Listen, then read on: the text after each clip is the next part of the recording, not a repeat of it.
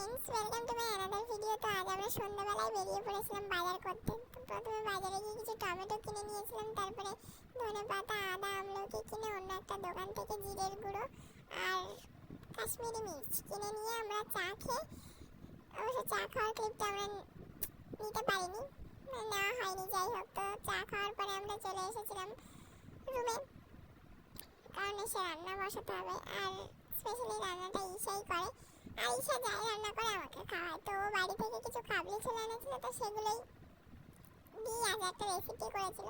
আর খুব সুন্দর রান্নাও করে ও, যখনই যা রান্না করে আমাকে খেতে দেয়, খুবই ভালো রান্না করে ও। তো এটাই হচ্ছে আজকের রেসিপি ছিল আমাদের।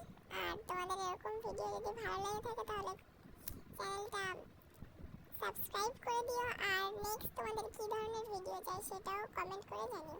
টাটা, দেখা হচ্ছে পরের ভিডিওতে।